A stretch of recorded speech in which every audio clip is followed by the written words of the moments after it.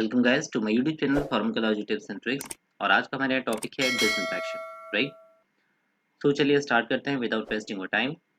सबसे पहले बात करेंगे हम कि ये जो डिसइंफेक्शन लिखा है इसका मीनिंग क्या होता है। राइट। इसमें दो वर्ड्स हैं, पहला है डिस, दूसरा है इन्फेक्शन। ठीक है। इन्फेक्शन का meaning I think I know कि सभी को पता होगा कि जहाँ भी माइक्रोबियल ग्रोथ होती है, ओके, बॉडी के अंदर जहाँ माइक्रोबियल ग्रोथ हो रही है, या फिर बात कहेंगे जहाँ पर किसी भी ऑब्जेक्ट के ऊपर यदि माइक्रोबियल ग्रोथ हो रही है तो हम कहते हैं कि इन्फेक्शन हो रहा है। राइट। तो यदि इस इन्फेक्शन को हटाना है तो उसको बोलते हैं कि डिसइंफेक्शन। ठीक है। तो किसी भी इन्फेक्शन को हटाना दैट इज कॉल्ड डिसइंफेक्शन। और इसके कई सारे एजेंट हो सकते हैं, कई सारी प्रोसेस हो सकती है जिसके थ्रू हम डिसइंफेक्शन के प्रोसेस को परफॉर्म करने वाले हैं।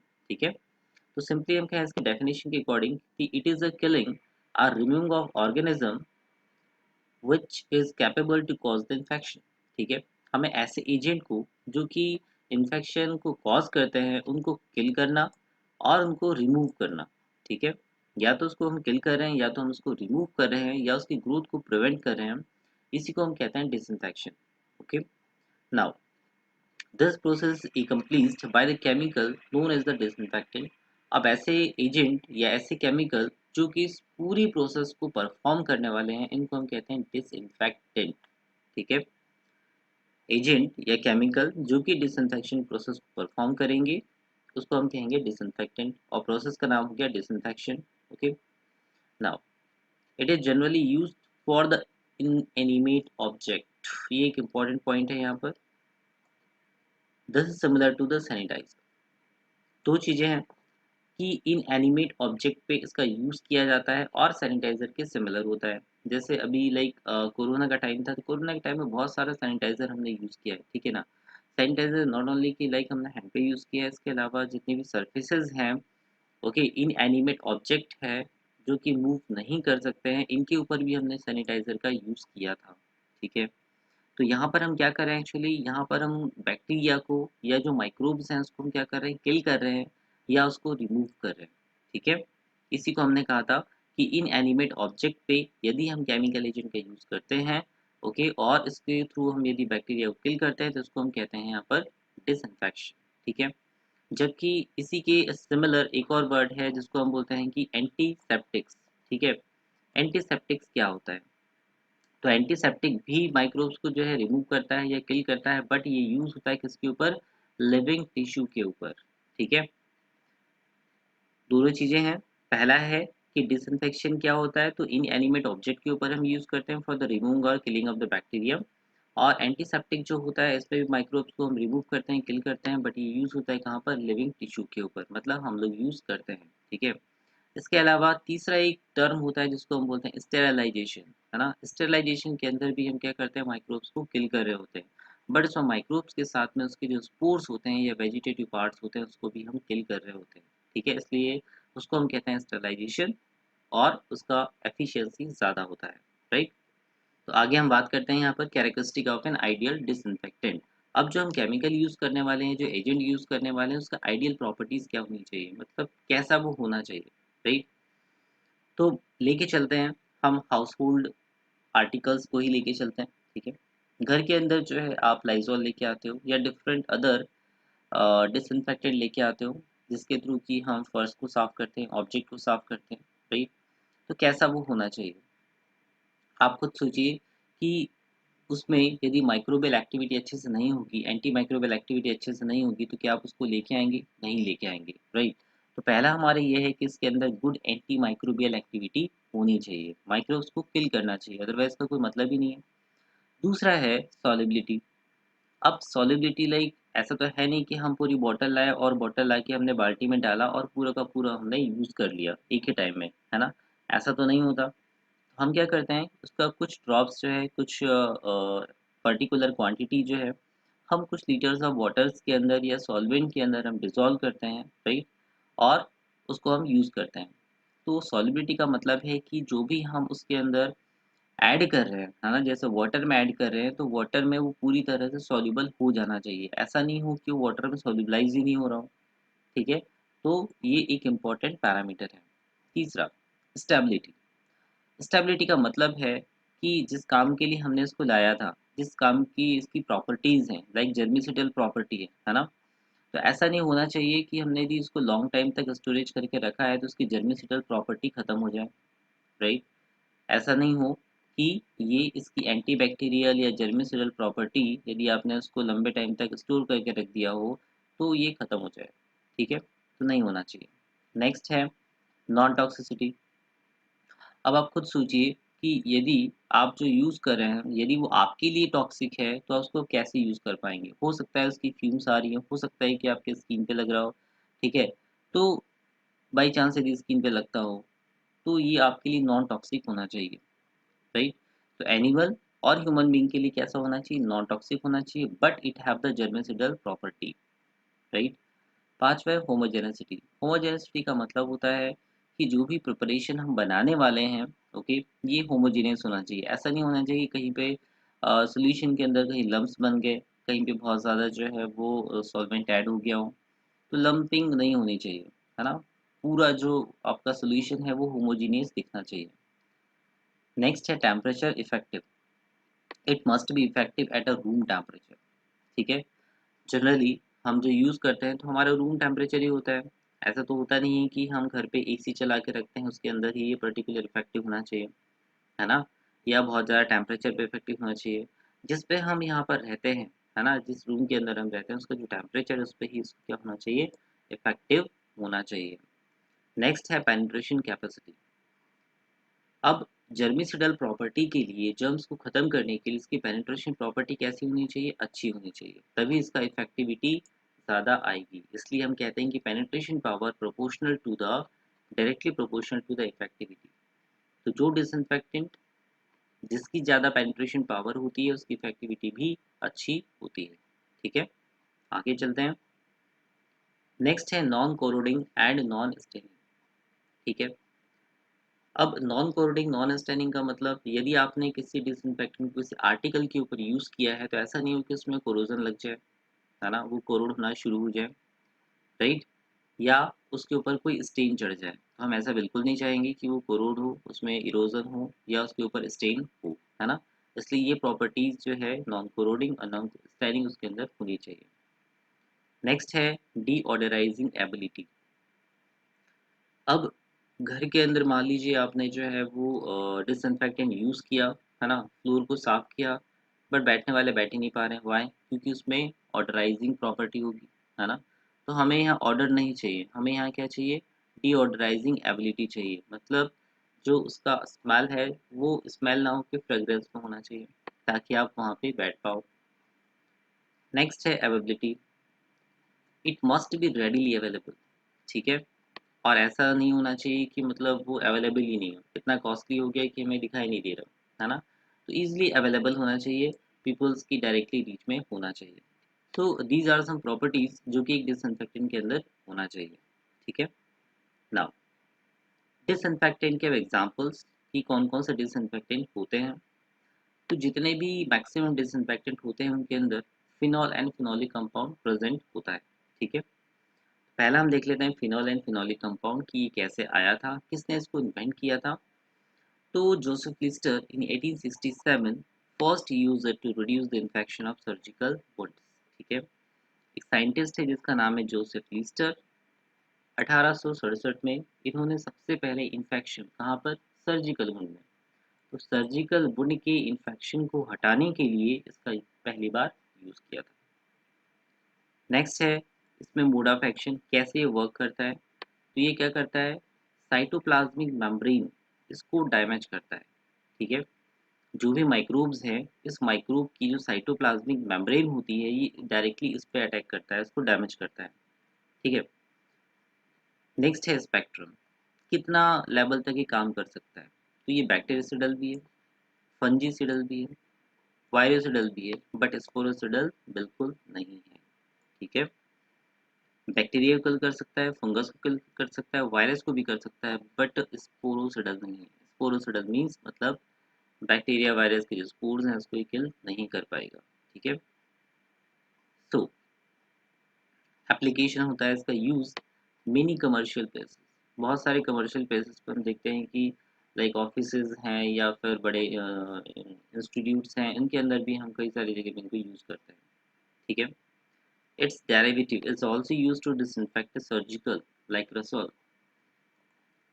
अब फिनॉल है और उसके कंपाउंड्स हैं, तो फिनॉल से ही उसके दूसरे कंपाउंड्स होते हैं वो बनाए जाते हैं, ठीक है, जैसे कि क्रेसॉल है। इनका भी यूज़ हम सर्जिकल डिसइंफेक्टेंट के लिए करते हैं, ठीक है, क्योंकि डिसइंफेक्टिंग की ज़रूरत तो ऑलमोस्ट सभी जगह पड़ती ही पड़ती है, स्पेशली सर्जरी की केस में हमें ज़्यादा पड़ती है, ठीक है। Disadvantages: most phenols are too toxic to use as antiseptic. Phenol का यूज़ हम एज एंटीसेप्टिक हम नहीं कर पाते क्योंकि ये ज़्यादा टॉक्सिक होता है ना। सब हैव ऑब्जेक्शनेबल ऑर्डर, कुछ में जो ऑर्डर है वो भी कैसी होती है, ऑब्जेक्शनेबल होती है, जो कि टॉलरेट नहीं होती कुछ लोगों से, तो हम इसका यूज़ नहीं कर सकते। यदि फिनॉल हमारी स्किन के ऊपर गिर जाता है और ज़्यादा कॉन्सेंट्रेशन में होता है तो it cause the irritation and toxic effect, okay, दोनों ही कॉज करता है। साथ में कार्सिनोजेनिक भी होता है और इसका एक कंपोनेंट है hexachlorophene, it cause the neurological damage, ठीक है। तो ये टॉक्सिक भी है, न्यूरोलॉजिकल डैमेज भी कॉज कर सकता है, कार्सिनोजेनिक भी होता है ना, इसलिए हम इससे थोड़ा सा अवॉइड करते हैं कि ये स्किन के ऊपर ज़्यादा टच ना हो, ठीक है। इसका यूज़ केवल जिसके लिए हम लाए हैं, डिसइंफेक्शन के लाए हैं, इसके लिए हम यूज़ करें, राइट, ये इसके डिसएडवांटेजेस हैं। सेकेंड है एल्कोहल। एल्कोहल लाइक हम सभी जानते हैं, है ना, लैब्स के अंदर यूज़ होता है। 50 to 95% of ethyl alcohol is effective against the microbes, okay. तो 50 से लेकर 95% तक की इथाइल एल्कोहल जो होता है वो माइक्रोब के अगेंस्ट में वर्क करता है, ठीक है। और जनरली जो लैब्स होती हैं इंस्टीट्यूट्स के अंदर, इसके अंदर आता है आपका 70% इथेनॉल, या इसको बोलते हैं एल्कोहल, ठीक है। काम क्या करता है, इसकी मैकेनिज्म क्या होती है, तो ये प्रोटीन और जो लिपिड होती है सेल के अंदर, इसको ये क्या करता है, कोगुलेट कर देता है। बैक्टीरिया की जो मेम्ब्रेन है, माइक्रोब की जो मेम्ब्रेन है, इसमें ये प्रोटीन और लिपिड को क्या करता है, कोगुलेट कर देता है और इसके से डिहाइड्रेशन कॉज होता है, सेल जो है डिहाइड्रेट हो जाती है। स्पेक्ट्रम की बात करें, मतलब ये कहाँ तक वर्क कर सकता है, कितने लेवल तक वर्क कर सकता है, तो बैक्टीरियासिडल भी है, फंजीसिडल भी है, स्पोरोसिडल ये नहीं है। तो पहले हमने देखा फिनॉल, वो भी स्पोरोसिडल नहीं था, दूसरा देखा एल्कोहल, ये भी स्पोरोसिडल नहीं है। यूज की बात करें तो ये स्किन के माइक्रोबियल फ्लोरा को डिक्रीज करता है, ठीक है। इसके अलावा इथेनॉल जो होता है, जो कि 70 to 95% होता है, ये जर्मिसिडल इसकी प्रॉपर्टी होती है और क्लिनिकल लैब्स के अंदर इसका यूज़ किया जाता है ना। कई बार आपने देखा है कि जो सरफेसेस होती है उसको क्लीन करने के लिए हम इथाइल एल्कोहल का यूज़ करते हैं, ठीक है। इसके अलावा स्पिरिट, ये हमने सुना हुआ है ऑलरेडी, है ना, अल्कोहलिक होता है। ये भी क्या करता है, यहाँ पर जो स्किन होती है, स्किन को भी क्या करता है, ये डीजर्म करता है ना। कई बार हमने डॉक्टर्स के पास देखा है कि डॉक्टर के पास कॉटन जो होता है, कॉटन के अंदर ये स्पिरिट होता है, जिससे कि वो पहले उस प्लेस को क्लीन करते हैं, उसके बाद में वो इंजेक्शन देते हैं, ठीक है। तो इसके लिए भी फिजिशियंस को यूज़ करते हैं, राइट। डिसएडवांटेज क्या है, यदि इसको आपने ओपन रख दिया, ये वोलेटाइल है, ये खत्म हो जाएगा। नेक्स्ट है इरिटेटिंग, और कुछ लेवल तक इरिटेटिंग भी होता है यदि इसका परसेंटेज कॉन्सेंट्रेशन ज़्यादा हुआ तो, okay. So guys, this is about the alcohol, जिसका यूज़ हम करते हैं एज अ डिसइंफेक्टेंट, राइट। तीसरा हम देखते हैं हैलोजन। हैलोजन जो होता है, हैलो का मतलब होता है सॉल्ट और जेन का मतलब होता है प्रोड्यूस करना, ठीक है। तो जितने भी हैलोजन्स हैं, राइट, ये कंपोनेंट है किसके, सॉल्ट्स के, जैसे कि क्लोरीन है, फ्लोरीन, ब्रोमीन है, आयोडीन। ये ऑलरेडी हमने पढ़ा हुआ है कि सॉल्ट के अंदर या हैलोजन के अंदर क्लोरीन, फ्लोरीन, ब्रोमीन, आयोडीन आता है, ठीक है। इसमें से जो क्लोरीन है और जो आयोडीन है, ये जर्मिसिडल प्रॉपर्टी होती है इनकी, ठीक है। इसलिए इनका यूज जो है एज अ डिसइंफेक्टेंट किया जाता है, ओके। आपने सुना होगा कि जो आयोडीन है पोविडोन के फॉर्म में आता है, स्किन के ऊपर एज एंटीसेप्टिक इसको यूज किया जाता है। क्लोरीन जो है ये वाटर के या वाटर को डिसइंफेक्ट करने के लिए हम यूज करते हैं, ठीक है। Now, mode of action. तो क्लोरीन जो है ये वाटर के साथ में जब रिएक्शन करता है तो ये क्या बनाता है, हाइपोक्लोरस एसिड बनाता है। और हाइपोक्लोरस एसिड जो है ये नेसेंट ऑक्सीजन को क्रिएट करता है। यही नेसेंट ऑक्सीजन जो होती है, ये एक आपका स्ट्रॉन्ग ऑक्सीडाइजिंग एजेंट की तरह काम करता है, जो कि प्रोटीन को डीनेचर कर रहा होता है, ठीक है। तो यहाँ पर जो सेल वॉल है उसके अंदर जो प्रोटीन है उसको डीनेचर करने का काम कौन कर रहा है, यहाँ नेसेंट ऑक्सीजन कर रही है, जो कि हाइपोक्लोरस एसिड से बाद में रिलीज होती है। ठीक है, ये तो हो गया क्लोरीन का। आयोडीन की बात करें तो आयोडीन क्या कर रहा होता है, interfere with the intermolecular binding in the protein. Iodine protein की बाइंडिंग को हटा रहा है। अब जब प्रोटीन प्रोटीन में बाइंडिंग नहीं रहेगी, ओके, लिंकेज नहीं होगा, तो ये ब्रेक डाउन हो जाएगा। ठीक है, स्पेक्ट्रम की बात करें तो क्लोरीन जो होता है ये बैक्टीरियोसिडल है, वायरोसिडल है, फंजिसिडल है।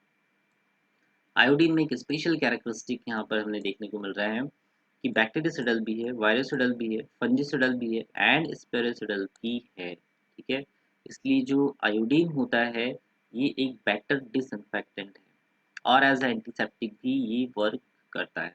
ओके, यूजेस देखते हैं। Disinfection of the municipal drinking water, यहाँ पे हम यूज करते हैं क्लोरीन का। स्विमिंग पूल्स के अंदर हम क्लोरीन पाउडर डालते हैं। दूसरा, हाउस होल्ड ब्लीच, जिसमें कि हम 5.25% NaClO यूज करते हैं। तीसरा है आयोडीन, जिसका यूज हम एज एंटीसेप्टिक करते हैं। पॉविडॉन इसका जो है प्रिपरेशन आता है, वुड्स को क्लीन करने के लिए हम इसका यूज करते हैं। ठीक है, तो इसमें क्लोरीन और आयोडीन जो होते हैं ये दोनों ही as a disinfectant and antiseptic use किए जाते हैं। राइट, नेक्स्ट है डिटर्जेंट। डिटर्जेंट हमने घर में भी हाउस होल्ड आर्टिकल है ये, जिसका ये यूज करते हैं। ये क्या करता है, ये सरफेस टेंशन को रिड्यूस करता है। ठीक है, detergent it reduces the surface tension. Right, now example की बात करें तो ये केटाइनिक होता है, क्वाटरनरी अमोनियम कंपाउंड होता है ये। राइट, और इसका यूज एज अ डिसइंफेक्टेंट किया जाता है। तो डिटर्जेंट भी एज वी ऑल नो कि यहाँ पर ये कैसा है, केटाइनिक है और क्वाटरनरी अमोनियम कंपाउंड होता है, उसका यूज डिसइंफेक्टिंग तरह हम करते हैं घर में। Okay, mechanism of action, denaturation of protein. ये काम क्या क्या करता है, पहला तो है प्रोटीन को डीनेचर करता है। दूसरा, reducing the surface tension due to which disruption of the cell. Cell पे जो सरफेस टेंशन है इसको कम कर देता है, सेल को सिंकेज कर देता है, जिसकी वजह से सेल जो है वो डिसरप्ट हो जाती है, टूट जाती है। ठीक है, तो मैक्रो किल हो जाता है। स्पेक्ट्रम की यदि बात करें तो बैक्टीरियोसिडल है, फंजीसिडल है, बट ये स्पोरोसिडल नहीं है। स्पोरोसिडल हमने देखा था ओनली आयोडीन के लिए। ठीक है, बाकी सभी जो है ये बैक्टीरियोसिडल फंजीसिडल दोनों ही होते हैं।